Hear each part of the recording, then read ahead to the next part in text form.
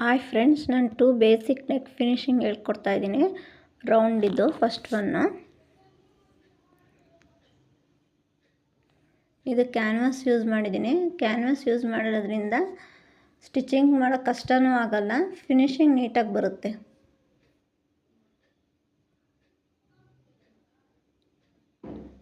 Pointed stitch ಹಾಕಿದ್ದೀನಿ.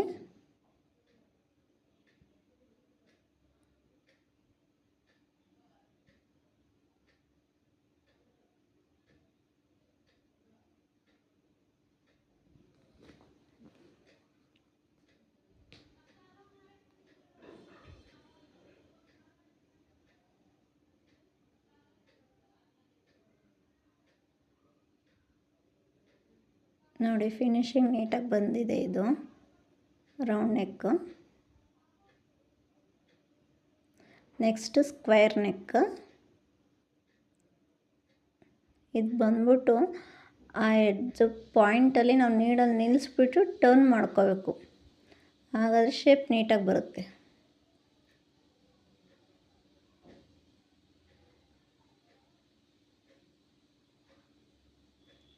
ಇದು extra fabric ಇರುತ್ತಲ್ಲ, ಅದು ಕ್ಯಾನ್ವಾಸ್ ಮೇಲೆ ಸ್ಟಿಚ್ ಮಾಡ್ಕೊತಾ ಇರೋದು, ಹೆಮ್ಮಿಂಗ್ ಮಾಡೋಕ್ಕೆ ಈಸಿ ಆಗಲಿ ಅಂತ.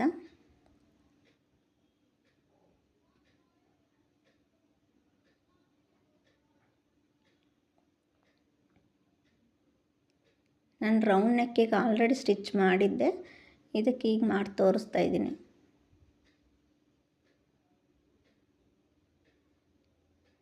ಇದಕ್ಕೂ ಅಷ್ಟೇ ಪಾಯಿಂಟೆಡ್ ಸ್ಟಿಚ್ಚು. ಅಲ್ಲಿ ಶೇಪ್ ಹತ್ರ ಅಲ್ಲಿ ಬಂದಾಗ ನೀಡಲ್ನ ಕರೆಕ್ಟಾಗಿ ಅಲ್ಲಿ ನಿಲ್ಲಿಸ್ಬಿಟ್ಟು ಟರ್ನ್ ಮಾಡ್ಕೋಬೇಕು. ಟರ್ನ್ ಮಾಡಿಕೊಂಡ್ರೆ ಶೇಪ್ ಹಾಳಾಗಲ್ಲ, ನೀಟಾಗಿ ಬರುತ್ತೆ. ನೀಡಲ್ಲಿ ನಿಲ್ಲಿಸ್ಬಿಟ್ಟು ಟರ್ನ್ ಮಾಡ್ಕೋಬೇಕು.